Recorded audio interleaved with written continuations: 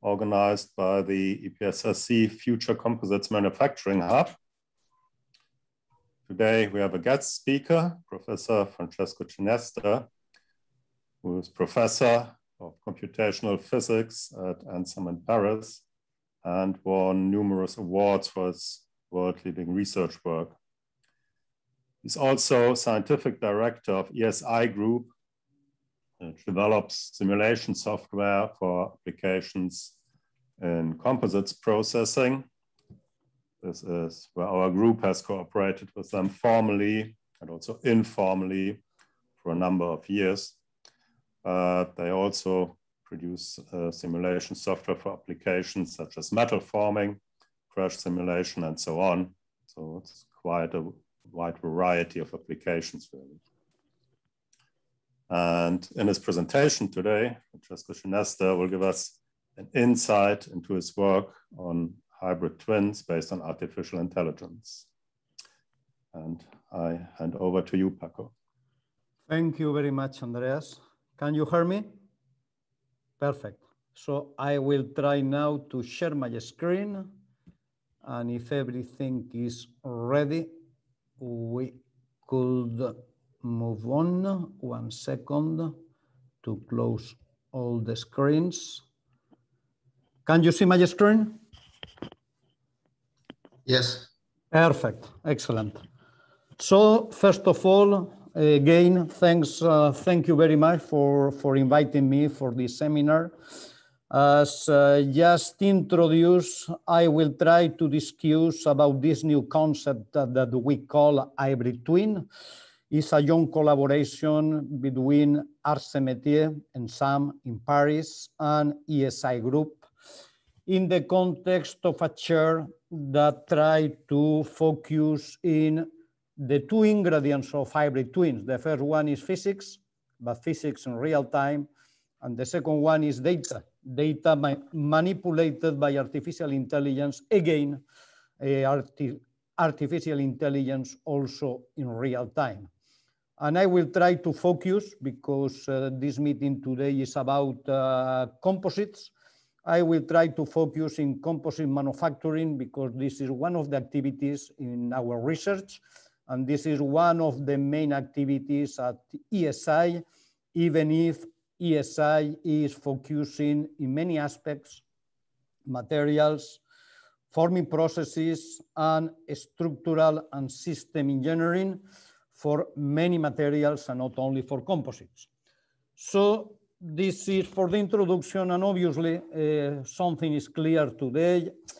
In the past, we developed, the last century, we developed a lot the arts of modeling and simulation. Modeling is the representation of the reality by using equations, but obviously these equations are quite complex, and we need also, or we develop also, a new art, and this art was the art of the simulation. That is the art of solving these equations accurate and fast. And it's not enough, but the results were quite impressive, even in the past.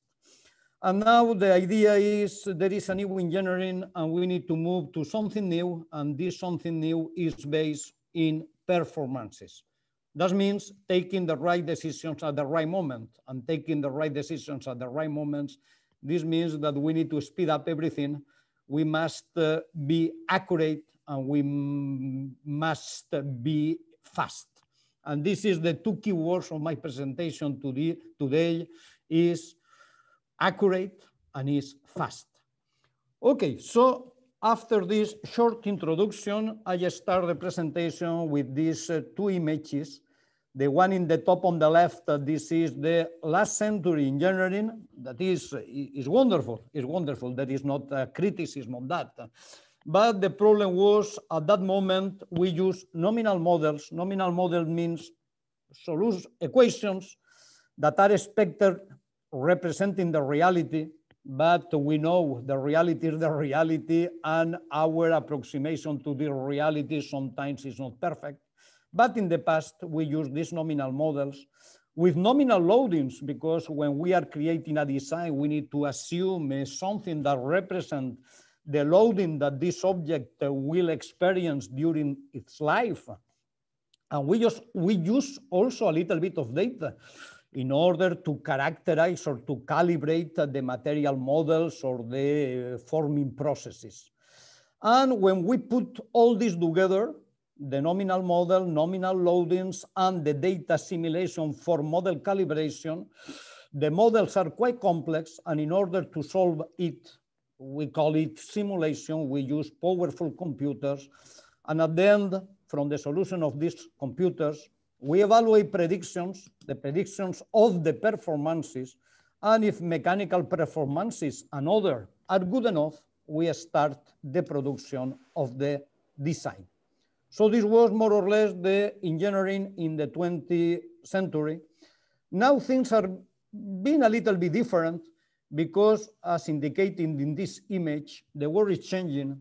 Today, we don't sell aircraft engines, but hours of flights. We don't sell electric drills, but good quality hulls. We are nowadays more concerned by the performances than by the product themselves. So this means that instead of treating a nominal model, I would like to consider the real system at time t, at the present. And for that, I have data. It's not necessary to assume nominal loads. I know all the history of the load at time tau lower than t, in the past, obviously. And from this information in the real system with the real history, I would like to predict the future. This is prognosis. I would like to evaluate, to estimate the evolution of my system at time tau larger than t. And this is the new engineering. The new engineering is real systems with the real data and not something that is based in the expectations. In order to summarize all this, these three words in black, this describe the new scenario for engineering. Systems are complex, systems are large, and systems are sometimes very uncertain. And we are not only interested in creating a design, this was in the past, now in the present, and probably even more in the future, we would like to learn from these systems during its life. We would like to monitor in order to anticipate. So in red, there are the three words that are more or less my expectations. I would like learn, I would like monitor, this is diagnostics, and I would like to anticipate, this is prognosis. And obviously, in order to treat these systems that the main characteristics are in black, in these three words in black, and to address them by learning, monitoring, and anticipating, I need to create a new alliance between at least two of these words in blue. We need to be accurate and we need to be fast. And these two words that obviously this is not new, this is the main objective of engineering from the beginning of the engineering. In general, in the history, these two words are not very mixable. This means that I would like to be very, very accurate. I take a little bit of time in order to compute everything. And when I'm interested in being or proceed very fast, at this moment, we try to simplify a little bit the model. And this means, in principle, I'm not very accurate. So these two words, in general, are words that I would like to keep in my designs, in my procedures, but in fact, both are not so compatible. We can imagine that because we are today in the era of the data and the artificial intelligence, we could proceed in a fully data-driven. Is that a real option? And I will try to share with you this is an example that I introduced to my students in the university. In the top on the left, you have a function that is very, very easy. This is x plus cosinus of x. X, because this is increasing, cosinus of x gives you the periodicity of the function. So as soon as you establish this, x plus cosinus of x, you have an infinite richness, because as soon as you provide me an x, I give you the solution. Imagine that you are not interested in this because this is too old and we are now very modern and we prefer data-driven models. Obviously, we can represent also this function that is the red continuous curve by using data. But imagine that we start with only two data and we take the value at the beginning of the interval and at the end of the interval. And we have only two values. Something that seems reasonable is to take a line from the beginning to the end, and you have the discontinuous blue line. And obviously, it's not stupid, but it's not perfect. Okay, the idea is, okay, if with two is not enough, take a third point. Okay, I take a third, and a third is a little bit better, but obviously not perfect. We continue for 5 by symmetry, this is more or less the same. 6, you have something that is better, and you can continue. And obviously, when you introduce, I don't know, hundreds of points, with hundreds of points, you have something that is quite accurate in order to represent the red curve from the blue points. So the only thing that you need is data. And as I can see here, with hundreds of data, you can approximate the red curve quite well. The problem is not that. The problem is, and what happens if each one of these data, I don't know, you need to spend 1,000 euros in the sensor. So it's not reasonable trying to make everything from data, because making everything from data maybe is possible, but in any case is quite expensive in the real life. So we are proposing something that we call the hybrid paradigm, the hybrid engineering, the hybrid twin in a few minutes. And we establish this fundamental equation that is very easy to understand, is reality is all the things that you know, and we call it the art of modeling, the art of representing the reality from equations, plus all the things that you ignore, all the things that exist in the reality and your model, your equations that contain. And we call it the ignorance. So I suppose you agree with me that the real world, the physical systems, is no more that at this addition, the things that you know and the things that you ignore. And now this is a very nice framework because you are putting all the existing knowledge and you are trying from the data to enrich this knowledge. So the art of modeling is the classical physics-based models, knowledge, and the ignorance will be treated from the data and manipulated by the artificial intelligence. And this is the main two ingredients in my presentation today. The problem is, as soon as I write this fundamental equation that you can see in the screen, the problem is if now my simulator should incorporate physics and data, I need that both works in real time. And this is not always easy because we know that physics in general, when you are solving very complex models, you need a little bit of time. And I have no time. My twin should be real time. And for that, even if this fundamental equation is very beautiful, in order to apply it in a real system, I need to speed up simulations based on the models of physics. And I need also to speed up the construction of models and the application of models based on data, and obviously manipulated by artificial intelligence. So as soon as the hybrid paradigm, everybody understands it, is this equation in this slide, now my presentation is how to speed up the first term in this equation, the physics-based models, and how to construct and speed up the solution of the model based on data.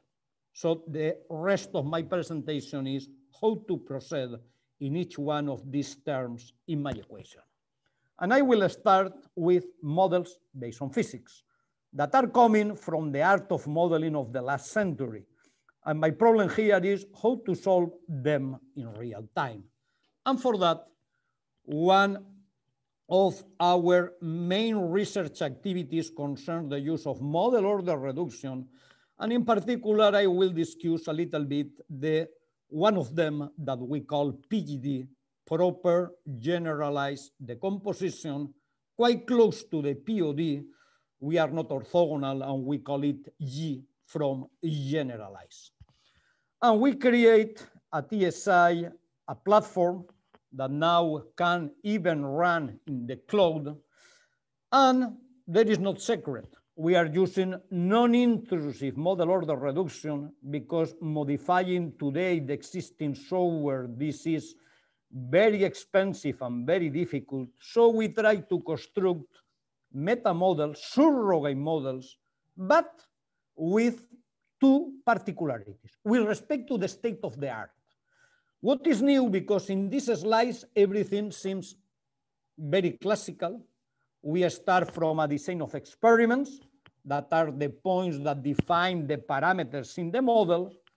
At each point, I run a high fidelity simulation. We obtain the solution related to each value of the parameter, and we create a regression. And finally, you construct this kind of cube in which you have in the x-axis the different values of the time, in the y-axis the different nodes, and in the z-axis you have the value of the parameter. Obviously, in the case in which you have only one parameter. And this means that by computing the so-called modes, space modes in blue, the time modes in red, and the parametric modes in yellow, maybe there is 1, maybe there is 10, 50, or 100 parameters. The idea is to create the global solution as a tensor product of modes. And these modes, the one that is coming from the space and time, are coming directly from the solution by applying some kind of SVD or PCA or POD. And the only thing that is original in our work is we can also construct and add the modes related to the parameters. But this is not new. The name of all this is a surrogate model. You compute the solution in the blue points in the design of experiments, and after you try to create a response surface, a polynomial that try to represent the solutions in all these data points. And the only originality in the work that we are developing today is we are addressing many, many parameters. In some problems, 20, in some problems, 30, 40, 50. And this is one of our originalities. The second one is, and we have no data. We have no data means that I would like to create nonlinear regressions in a problem that contains p parameters by running only p times or even less the high fidelity solver. So this means that we are in the real low data limit, and creating something rich in many dimensions. When you have very few data, this is the things in which we are very concerned because it's the reality in the industry. And this means that we cannot use, for example, a neural network in order to construct the surrogates because there are many dimensions and there is no data. So the idea is how to obtain something rich if you have no data. And this is the challenge for us. And everything that we develop is with this mission. For that, we are using many kind of nonlinear regressions.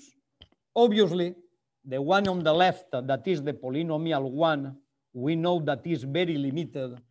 Because imagine that you have an sparse sampling, that is the green points.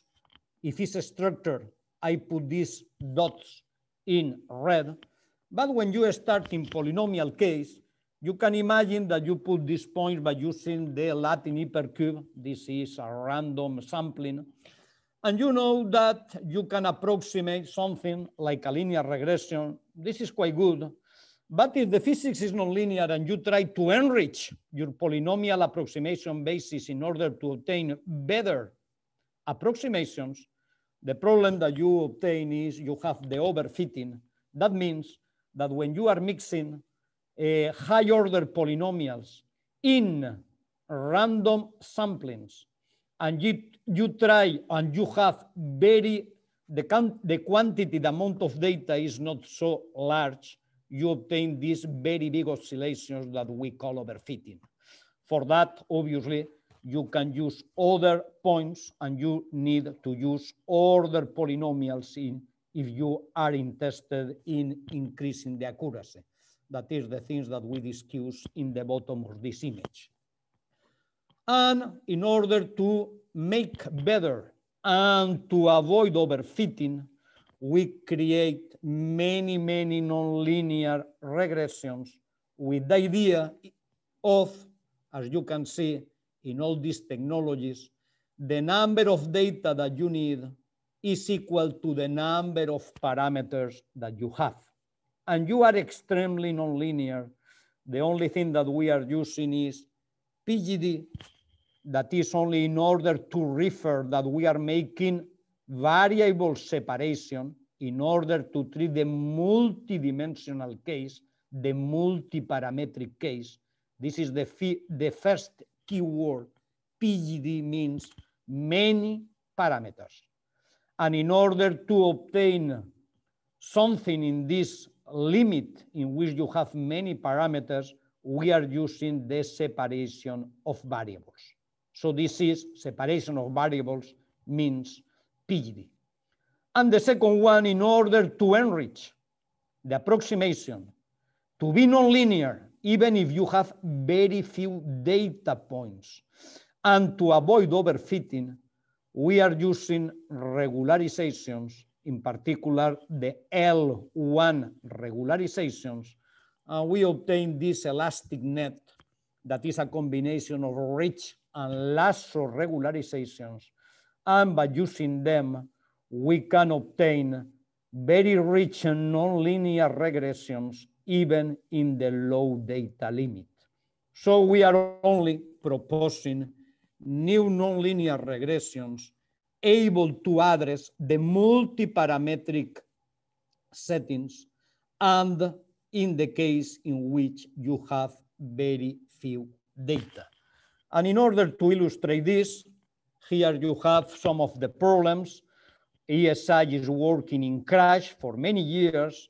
And here you can see a real model with more than 5 million of elements with 20 parameters that control the mechanical properties of the materials.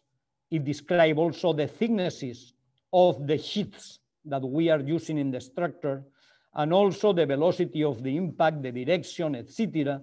And the good news is 20 parameters with only 20 runs, we create non-linear regressions by using these regularized formulations. And now the good news is you can move the parameter that you want, and in real time, you can evaluate the impact of the parameter in your solution. Here you can see a small video. This is for welding. And now as soon as you create the parametric solution, now you are interrogating the surrogate, and you can change the different parameters in order to evaluate the impact in the solution. Many parameters has not a very significant influence, but there are other parameters that are very influent in the different thermomechanical fields, temperature, residual stresses, plastic deformation, damage, fracture, etc., etc. We apply this also by using, in other cases, this is an airbag An airbag is shell elements because they are bending. And we would like to simulate the folding of this airbag when you put it in a small box that is occupy your cars. And now you can simulate the folding. This is this kind of regression set that we are employing. There is one parameter that concerns the size. You can increase or reduce the size of the airbag, and you can again to fold in the box. Obviously, all this, there are many contacts, and we are addressing all the thermomechanical fields in a very physical sense. We can change the form and the size of the box in which we are folding the airbag. And now again, you can change the shape of the box and you can fold or unfold. And now you have a tool that allows to explore the parametric space in real time as soon as you create before a surrogate or geophysics.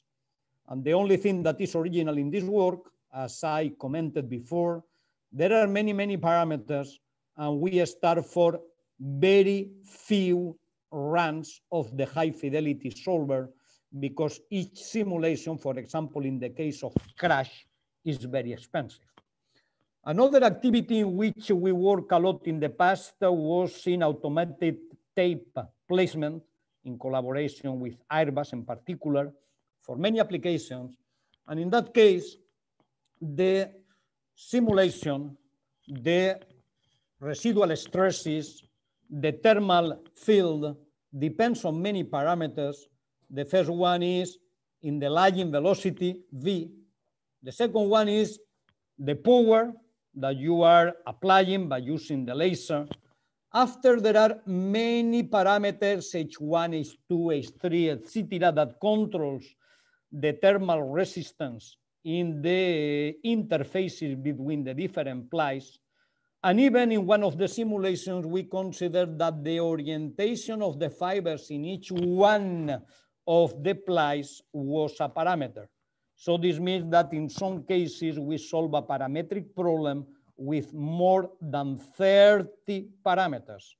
The two that are related to the process, the power and the velocity, many that are related to the thermal resistances, and the others that are related to the orientation of each one of the plies in the system.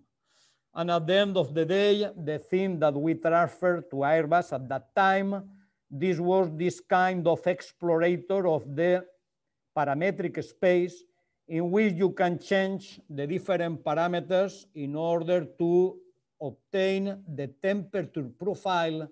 And here in the top is not very clear, but in the top there are two numbers, one that now is in red, one that is in green. One is trying to quantify the consolidation and the other the thermal degradation. So this means that in order to identify the process windows, both should be in green, because if one of them is in red, this means that or we are not creating the perfect welding at the interface level, or because maybe the power that we are applying is too big and we are generating a thermal degradation in the material. And so this is now, we create the parametric solution, and now we have only the design space exploration, and you can obviously to see the temperature field, and you can evaluate the impact of the different parameters in the process. So this was one of the applications that we create in order to obtain this parametric solution in the case of the automatic tape placement. Another one that was also something for the parts in a turbofan, we consider the consolidation of these blades. And in this case, you have a thermokinetics. This means that you have the heat equation with all the couplings. You have the reticulation advancement that is given by a kinetics. And there are many parameters that are concerned by this degree of reaction and the temperature, in particular, the people in industry. This was a project with the industry. They asked to consider different parameters. This was the choice of the industry. And I never discussed the choice of the industry. They try to control this part by assuming that the initial temperature could be a parameter T0. The other one is the initial degree of reticulation, alpha 0. And after they include two temperatures, the temperature of the upper part of the mold and TT, the top part, and the temperature of the bottom part of the mold that we call TB. And the idea is to solve this equation for any choice of these four parameters, taking into account that you have not only the thermokinetics, you are also applying a pressure in order to compress the resin. And at this moment, you have the fluid flow that is given by the mass conservation, the incompressibility constraint, plus the Darcy's law that controls the velocity as a gradient of the pressure, but taking into account, as you are compressing, the permeability depends on time, and because there is a reaction, the viscosity depends on the temperature at each instant, the temperature and the degree of advancement of the kinetic reaction. And obviously, in this case, the parameter that they proposed was the compression rate, U dot. And finally, we need to solve all these equations for in a space of dimension 5 for taking into account the four parameters that are involved in the thermokinetics and the parameter that is related to the compression stage. And we create an app. The app was particularized for the industry, and they propose, I will try to accelerate a little bit, they propose to introduce the different parameters that are process parameters and not simulation parameters. And after, obviously, you can change all the information that is related to your material and to your process. You update all this data and you move to the simulation. And in the simulation, in this app, you can introduce the final simulation time, etc. And you start to simulate. But when you push the button, finally, there is not simulation. You obtain the solution in 0.3 seconds because we are only particularizing a very general parametric solution in the process. And now we can start to visualize all the solutions, temperature, velocity, pressure, gradients of the pressure in everywhere in the part, and in particular in these sections that we add in order to visualize the solution in 3D. And for example, for the pressure, you can visualize in these conditions at each time what is the pressure field in order to detect the very high gradients, etc. And this is depending on time, and sometimes I think is coming in this, we can obtain the pressure, we can export the solution, and we can make plenty of things. Obviously, because all this is visualization, the only important thing is before the visualization, there is the construction of this parametric solution in which you have any possible thermomechanical field depending on the parameter that you introduce in your simulation. In RTM, sometimes there are people that are asking us about introducing as parameters the injection point. And this is not easy because, you know, when we are making a surrogate in general, we are making an interpolation. And this is dangerous in some cases, in particular when solutions localize in space. Imagine that you have a solution. I will try to illustrate this. A solution that for a value of the parameter is the blue curve that you have here. And for another value of the parameter, you have this distribution that is the orange curve. Obviously, if you compute the blue one for a value of the parameter and the orange one for another value of the parameter, if you take the value of the parameter that is exactly the half of both, Finally, if you interpolate, you obtain the half of the blue and the half of the orange. And this is not good. I would like to something that is the half, but located in between. And this means that we need to start to modify our interpolation in order to interpolate in a kind of Lagrangian way and not in a sort of Eulerian way. And that is known in mathematics, optimal transport. And because we are very concerned with parametric models, we try to extend this optimal transport to the parametric settings. And for example, here, I will imagine that you know the injection in these 4 positions, and you would like to evaluate now if you put in something in between, in some place in between. Obviously, in the bottom, you have the standard interpolation, and obviously, in a point here, these ones are very important. This is a little bit less, but finally, instead of having something in this point, you have the linear combination of the 4 solutions that you use in your training. By using optimal transport, obviously, you are transporting these 4 informations in the right positions in order to illustrate the volume fraction of the pressure field. And this means you can see in that the figure in the top is the classical interpolation, and in the bottom, obviously, is the one that is related to the parametric transport. And you can now to see that you can change the position of the injection point. And now in this figure, we prove that we can simulate without these numerical artifacts. And now I will try to move to this new image. And in this one, you can see here that we can change not only the position, we can change also the permeability.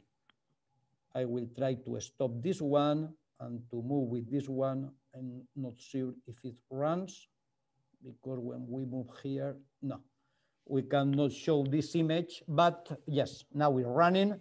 You can change not only the position, you can change also the permeability, and by changing the permeability, obviously the ellipse, the fluid front is changing. And now the idea is we can create parametric solutions in which the position and in which the permeability could change, and we can use these 2 values or these 2 properties as parameters in the parametric solution. And at the micro scale, because we are also sometimes very concerned by this, that is the flow in a distribution of fibers, in this case of different sizes. Here, the parametric flow is a nonlinear fluid, and the velocity on the boundary is rotating. If I move to the beginning, at the beginning, you can see the velocity is horizontal, now is almost vertical, and now it's rotating. So the velocity in the boundaries is rotating. This is the parameter. The velocity, the magnitude, and the orientation of the velocities in the boundary of this unit cell is changing, and we can obtain the parametric fluid flow inside in a parametric form from the velocity that we are prescribing in the boundary of this cell. Well, now everything was quite deterministic, but in reality, physics are not so deterministic, and we need to take into account the uncertainty propagation, obviously, in order to develop a robustness analysis. So I will start with a problem that is coming from the characterization of materials. And in the next slide, we are moving to one case that is found in RTM. In this first case, we have these specimens, we have experimental curves, and we are using this kind of constitutive equation in which there are 3 parameters, the K, the epsilon 0, and the N, that are three parameters that define the constitutive equation of this elastoplastic constitutive equation.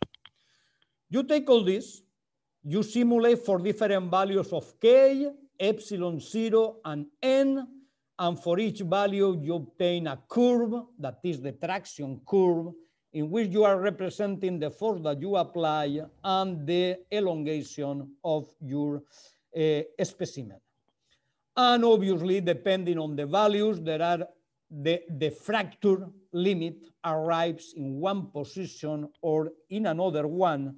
And obviously, when you are trying to create a parametric model, because you would like to have this kind of curve, F, as a function of delta, for any choice of these three parameters, you need to interpolate, taking care, because you cannot interpolate something that the fracture is at this level and another thing that the fracture is at this level.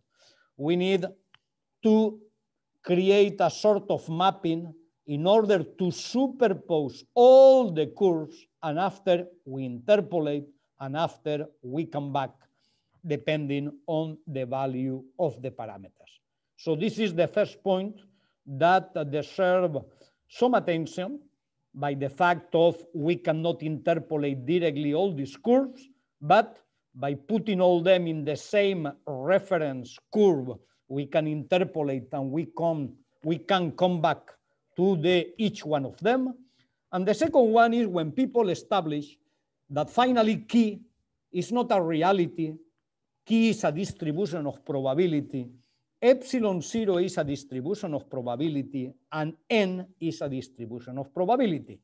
In that case, we continue to create the surrogate models, but now there are the double number of parameters.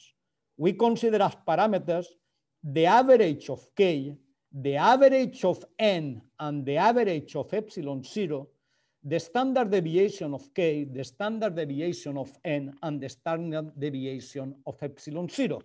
So now we are creating a sort of stochastic solution in which we take into account that not only the main value of this parameter determine the curves, but also the standard deviation. We create a surrogate, and after, the only thing that we need is to visualize. Here you can see we assume that the parameters are more or less deterministic. They are moving, but there is not uncertainty. And you can see that depending on these values, the curve is moving. And this continuous line, this is the rupture of the specimen. So until now, everything is okay. Why not? And now the idea is to start to move also the parameters that concern the variance.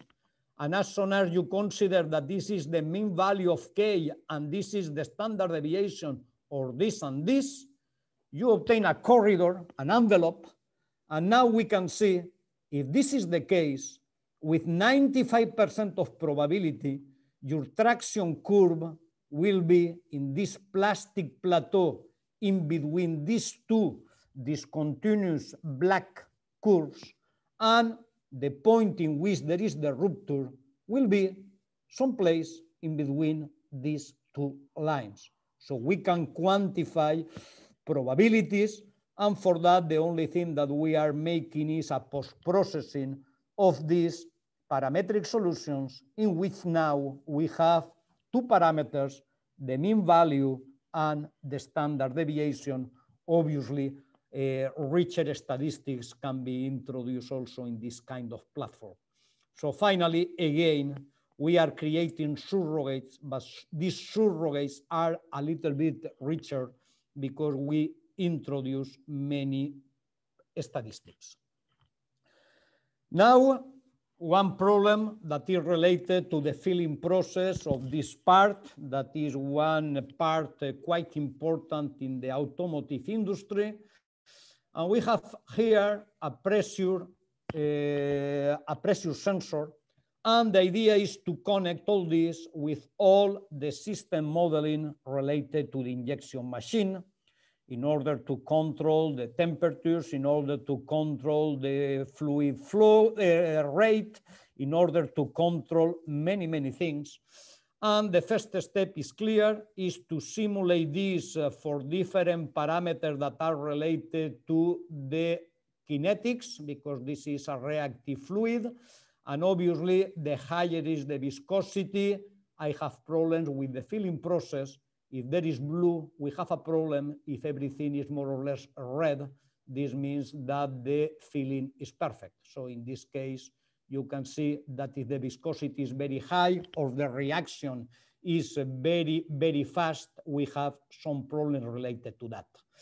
And obviously, there are other parameters that are related to the kinetics in the fluid reticulation. And in that case, as you can see, 5 parameters we obtain in this image, 5 values for the average and 5 parameters related to the standard deviation. And finally, when we are simulating this, we can assume that if we characterize the distribution of the different parameters, I could assume that the pressure that we are collecting at this sensor should be someplace in between these two red discontinuous curves. And obviously, depending on the value of the mean value and the standard deviation of the different parameters, we can establish this kind of envelopes, corridors. And this is important in order to introduce in the control process, even at the level of the sensor. Okay, so all this is in order to present some of our tools that always we are using exactly the same technology, that is these advanced and nonlinear regressions that are able to proceed even at the very low data limit. And now the idea is, yes, but sometimes reality is a little bit different, and sometimes it's not only a question of calibrate the model. Sometimes the model is not good enough. Sometimes we are assuming a constitutive equation and the constitutive equation is not rich enough. And at this moment, we need to create an enrichment of the model by using the data and using the artificial intelligence. And for that, we are collecting the data. With this data, we are comparing predictions and measurements. And from this gap, we are creating a model by using physics-informed artificial intelligence. And after, we are adding this enrichment to the nominal model that I presented before. And the addition of both give us a very nice approximation to the reality. So for that, in this case, when we are working in fluids, we are trying to create models based on data, but that I inform by the physics in order to conserve, to obtain, or to ensuring the energy balance and the entropy production. This means the dissipation.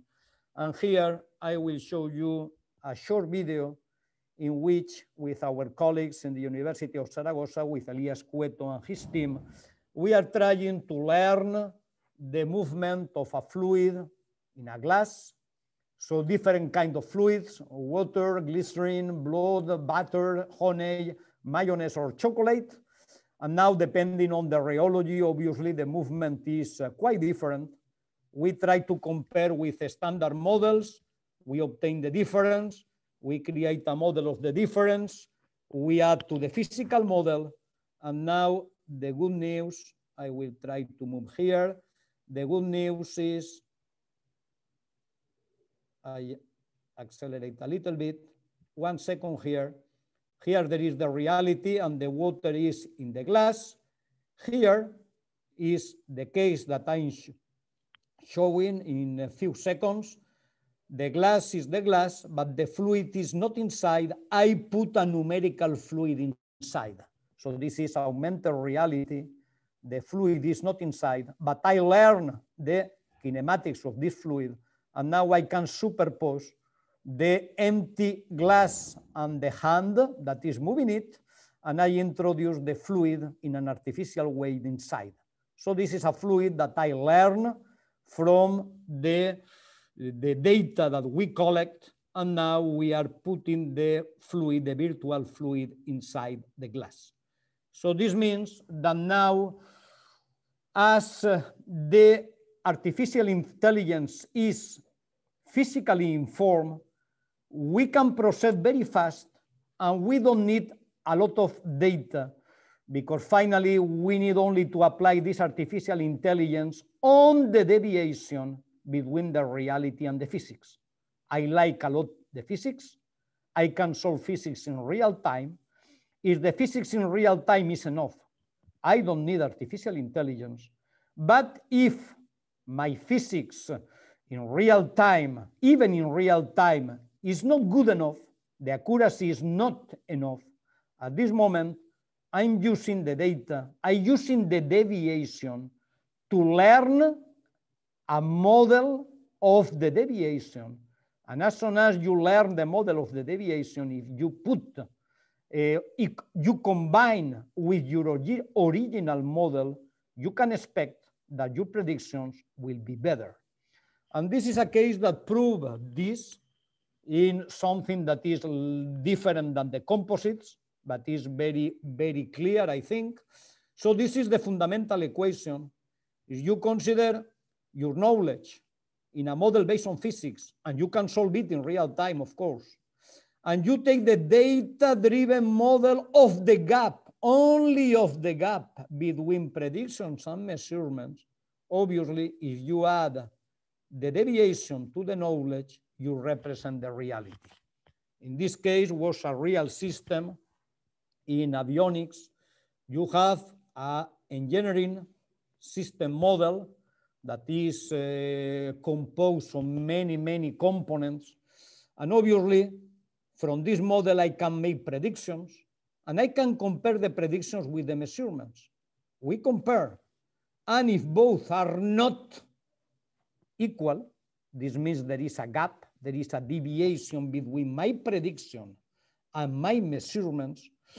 From one side, from the measurements, I can make a diagnosis, and from the other, I take the difference between both.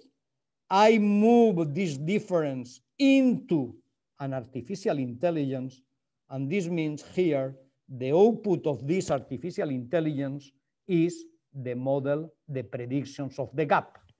And now if you add to your predictions, the predictions of the gap, and you add both, you can obtain this yellow line that is in between the real data, or this red line that is in the between the black data. We can obtain something that is more accurate than this system modeling, and at the same time, you can compute this from few data, because the model was not perfect. This model is not perfect, but it's not stupid. And this means that we need only, by using artificial intelligence, create a model of the difference and not a model of the reality. In order to illustrate all this, I will focus in a simple problem that we develop in the lab. Like this, there is not confidentiality issues. And this is the filling process of a rectangular or a square mold with a resin. And we put an obstacle only in order to have a reference for the vision. Obviously, we have models. Oh, yes, we have a model.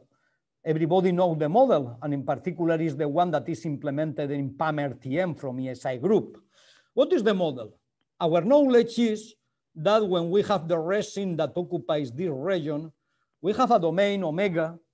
Each point in this domain is called X.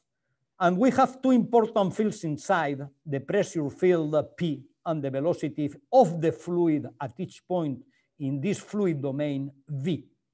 So this is the variables. What is our knowledge? Our knowledge from the last century is, in principle, the fluid is incompressible. So we have the divergence of V equal to 0. And we have that the fluid moves from the point in which the pressure is higher to the one in which the pressure is lower. This is called Darcy's law, that is more or less like the Fourier law in thermal science. So the velocity is minus the permeability tensor, that is the main problem in calibration, identifying this permeability tensor multiplied by the gradient of the pressure. And obviously, if you inject this fluid behavior into the fluid conservation, you obtain the classical model for a fluid in a porous media, that is that the divergence of the permeability tensor times the gradient of the pressure is equal to 0. And obviously, we can solve this equation. This is not very difficult. We have even commercial software that solve it, for example, PAM-RTM. The only problem is, in general, I don't know which is the value of K. And you know now, when I need to be very, very fast after, we need to compute the solution of this problem for any value of K.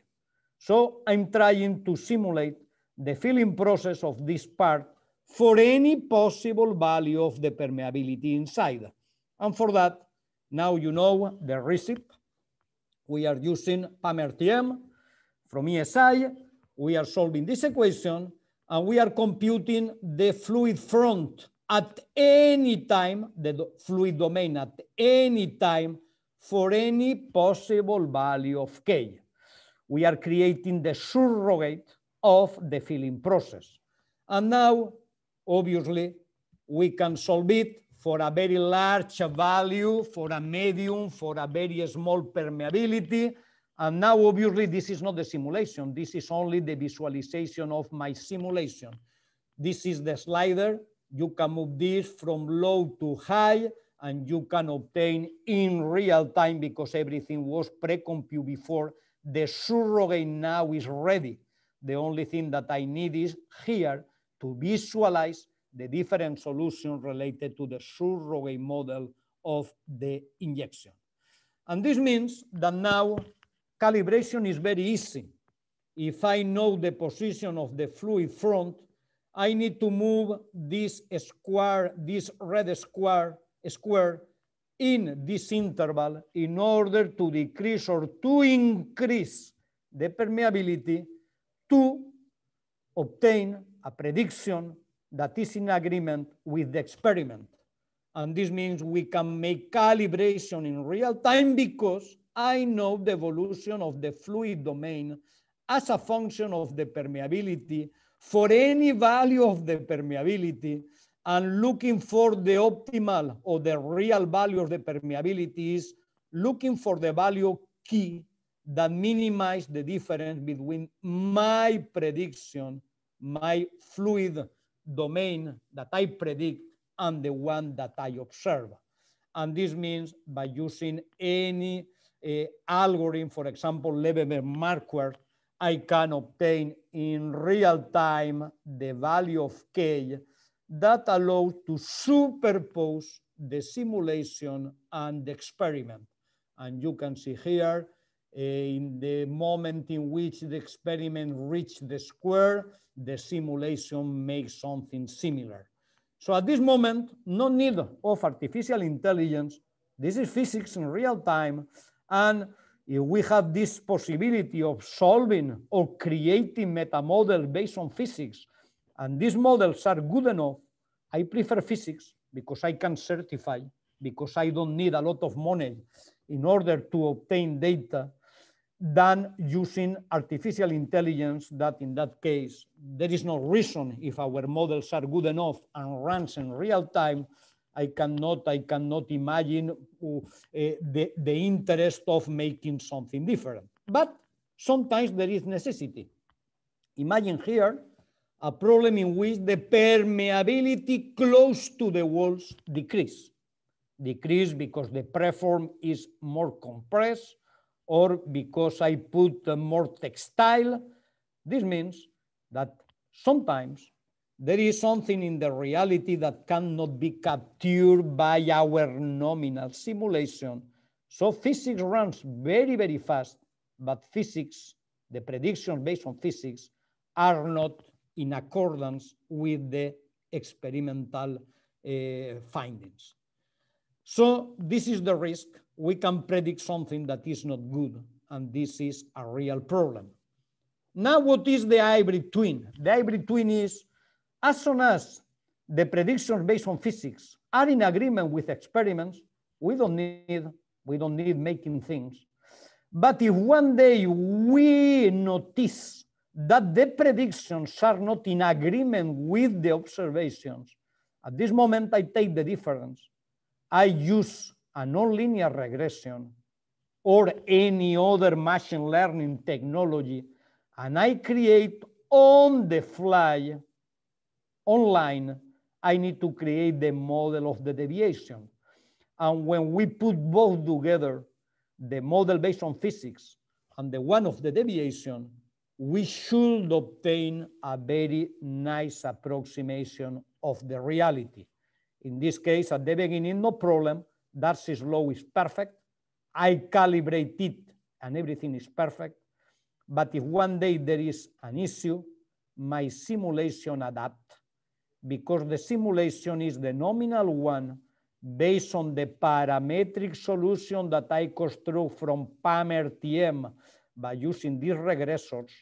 And if there is a deviation, we create on the fly a model of the deviation in order to make prognosis. The very good news here is, as soon as I learn the model by using machine learning, I can predict the solution a little bit later. And this is new, because we are not only interested in using the data in order to detect a problem. It's not only diagnosis. Diagnosis is clear. We have a problem. But the problem is also to make prognosis, in the sense that we need a model that is able to anticipate the future in order to anticipate if our procedure will reach the end and the part that we obtain will be or not good enough. So this is the idea of our, hybrid twins in one example. And to finish, I would like also to use data, not only in order to correct the models, to make prognosis, like in the hybrid twin. Sometimes we are also using data in order to make diagnosis. And diagnosis is using the data in order to discover that something is not going well and try to, by using a classificator, understand what is the thing that is happening at this moment. And for that, we need to make something like a data inspector that try to extract information from data. Data sometimes is big, but information is not so big. Imagine these 3 trees in my slide. They contain many data, as much as pixels in the photograph. On the contrary, the information is quite reduced. This is 3 trees. So finally, sometimes the problem is there is a lot of data, not so much information, and we need to extract how to conclude that these are 3 trees, because if you take the photo of this one or this one and you compare pixel to pixel by using the standard Frobenius norm, obviously the difference pixel to pixel between these 2 trees is very, very large. So this is not the good metric in order to compare difficult things or complex things. The Euclidean distance is not the best choice. And for that reason, today, we are using other kind of metrics. For example, the one that is based on the topology of data, called topological data analysis, that finally take a time series that seems very complex, but at the end of the day, you can extract from it a sort of QR code, a sort of fingerprint or identity card, and finally all this time series could be reduced to this photo, to this image that we call, or is called in the TDA, the persistent image. And there is a very good news.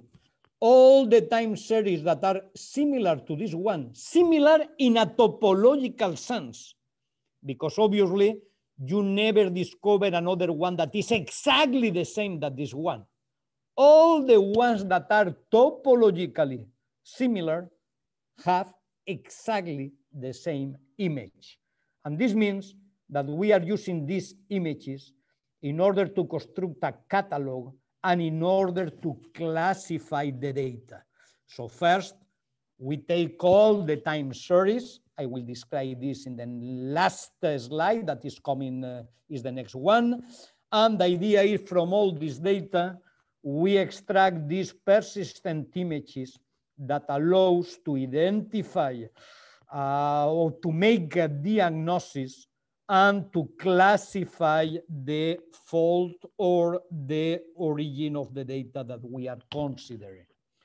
So what is the procedure in the TDA in case you don't know it? The first one is we take a time series like this one, and we try to create this pair min and max, local min and local max, that are neighbors. So we can see 11 and 14 are min and max. They are neighbors, and this is a local min and a local max. There is another couple that is the 7, 9. 7, 9 is a min and a max and are neighbors, and the same for the 9 and 10. And after we put the min in this axis, and we put the max in the other axis, and you can see I'm representing the 7, 9, the 9, 10, and the 11, 14. And because the min is always smaller than the max, we call it birth and death. And you agree with me, all these points are in this upper triangle. And these are the 3 points that constitute something that in the TDA is called persistence diagram. We can transform the persistence diagram in the lifetime diagram. For that, you continue putting in the axis, in the x-axis, in the horizontal axis, the birth, but in the vertical axis, you put the lifetime. This means this value of the death minus the value of the birth. And you obtain, obviously, the 7 has a life of 2, the 9 of 1, and the 11 of 3. And this is the lifetime diagram. And finally, you take this, you associate a kernel that is a Gaussian related to each one of these points, and now you make a sort of convolution. You obtain, or you put here, a sort of image with very large pixels. And now you compute in each pixel the contribution of any of the Gaussians related to each one of these points. And like this, you can create this kind of persistent image. And something good, this persistent image depends only on the topology of the data and has all the very nice properties, invariance properties of topology. Something could have the same image, even if there are translations or rotations that rigid translations or rigid rotations. So this is the good news for this kind of representations. And to finish, we apply this in the consolidation of composites in the case of the automated tape placements. And we have 16 customers. This is one project that we performed with Airbus in the past. And the 16 customers give us different surfaces in the composite. And you know that the state of the surface that we can measure by using a profilometer, depending on this surface, the consolidation should be better or not, because everything depends on temperature, in power, but also in the roughness of the surfaces, because you need to reach the intimate contact in order to obtain the molecular diffusion at the interface level. So obviously, depending on the roughness, you can obtain different values of the degree of intimate contact.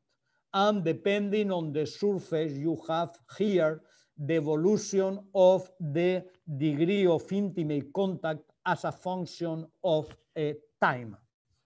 And we can see that all the surfaces coming from the first customer that are very different. Finally, the degree of intimate contact is evolving very, very similarly. The one that is related to the customer that we put in red, there are 200 surfaces. These 200 surfaces superpose more or less.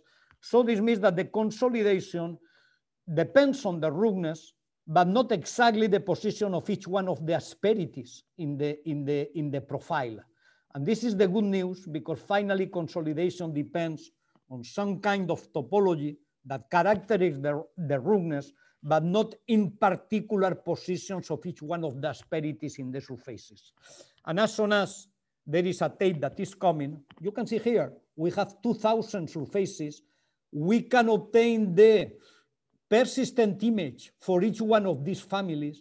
And finally, depending on the surface that I measure and the persistent image, I can classify in the different families. And from 2,000 surfaces, I make only 2 mistakes.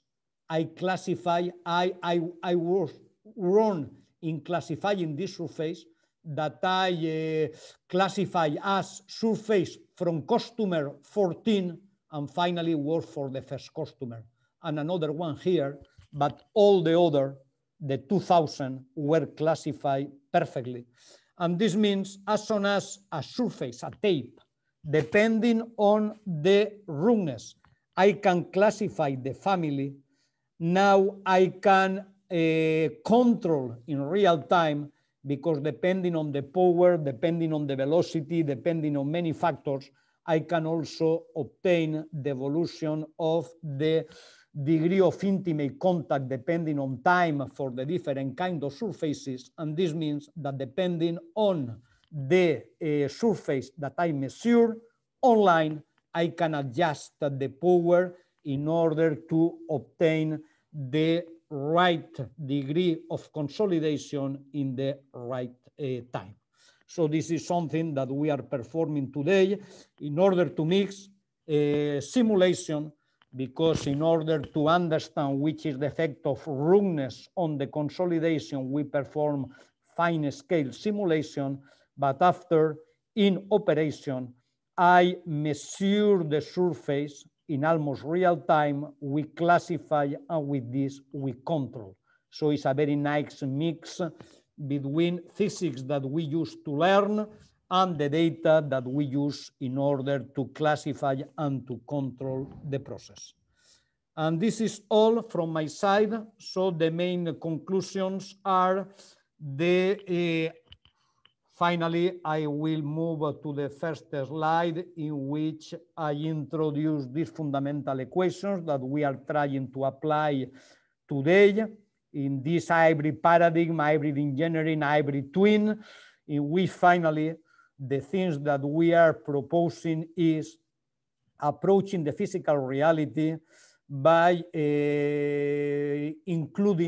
combining, aligning these two words. The classical one, the analogic word of the knowledge, the physics-based model manipulated with mathematics, and that we can solve today very, very fast if you create a surrogate before starting the real life or the in-service applications. And obviously, the data is also important, but there is not a question of data replacing the physics. No, data can be used with 2 main objectives. The first one is to enrich the physics-based models, because sometimes we need to enrich. The physics-based model is not enough. And at this point, we can use the data, we can evaluate the gap, and we can use the gap in order to create a model that is the model of a gap. And this is fully data-driven. And when we put both together, we can make better than the physics, and we can make cheaper than the data, because in order to learn the gap, the difference, we use less data than in order to learn the model from scratch. So we can make better than fully physics, and we can make cheaper than a fully data-driven approach. And obviously, this is the hybrid paradigm. And the other one is Obviously, when we have data, we can use this data because you are collecting this in order from this inspector that I introduced at the end to make diagnostic, to make classification, and to make control. So finally, there is an excellent field in order to mix all these ingredients for a more accurate and cheaper diagnosis and prognosis by putting together the qualities of the existing physics-based modeling and the ones that we can obtain from the data manipulated by the machine learning and the artificial intelligence. This is all from my side. Thank you very much. Thank you very much, Paco. I think we all saw already there are lots and lots of very interesting applications, particularly for those of us interested in field of composites. I think we have a couple of minutes for one or two questions, maybe. I see Michael raised his hand. So, Michael, please. Hi, Paco. Very nice talk. Thank you very much. I got a question. So in one of your earlier slides, you showed the example of a car crash simulation. As far as I understand, it's assumed that there is no data obtained, for this sort of simulation. And let's assume it that way. Is it possible to get like an error estimator? How accurate these simulations are in the nonlinear case? Yeah. Yes. Here there is not experimental data. The data was provided by Pancrash, and we create only the surrogate related to this. There are two possibilities in order to estimate the error in the simulation. There are many. There are one that is obvious, that is create also a regression of the error, like in the dual methods, by using some quantities of interest. This is one way. There are two other ways that are quite nice. The first one is to mix in these regressions that we can show here. We are using another one. There is one that is very nice, that is when we include this in a statistical framework. This is the one that we call ANOVA PGD, in which we are using orthogonal polynomials that are classical in the ANOVA analysis. And this gives us a natural indicator, because as the polynomials are orthogonal, we are first computing the effect in the solution of each one of the parameters isolatedly. So the first one, the second one, we can compute the Sobol parameters in order, or Sobol coefficients, in order to understand if one coefficient is important with respect to another one. And as the polynomials are orthogonal, you are at each time computing the part of the solution that is not contained in the previous one. So you have a kind of implicit error estimator that is giving you an idea about how the solution is accurately represented. And there is another technology that I don't introduce in this slide, but I could comment, is when we are mixing PGD. PGD means separation of variables. There is nothing new in that. There is the separation of variables that we can mix with many techniques. We can mix with ANOVA, but we can mix also with Kriging. What is the advantage of using Kriging? Kriging approximations are compute trying to minimize the variance. And this means that I have automatically an estimation of the variance. And by computing the point in which this estimator of the variance is larger, I could obtain the next point in which we need to make a high fidelity solution in order to enrich my simulation, and we can control in an implicit manner the evolution of the error from this variance that is giving me an indicator of the accuracy of the calculation. And obviously, in this point, by using Kriging, the most tricky point is the very nice the choice of the covariance of the process. And the one that we are applying today with ESI, because this is at the university, at ESI is very simple. We compute when I express that in this pan crash, there are 20 parameters and we have 20 simulations. I use only 15 to construct the model because with 15, we can make even a nonlinear regression by using this kind of technologies. And we use the other 5 in order to check the accuracy of the model. So this is from an industrial point of view. We can make some ones in order to check that obviously we have not overfitting, that we can represent nonlinear behaviors, etc. So this is all the technologies that we are using, creating regressions of the error, using the variance in the case of using kriging, using or taking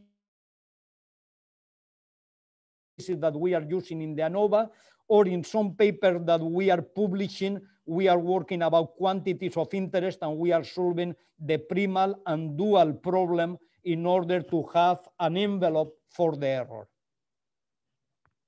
Thank you very much.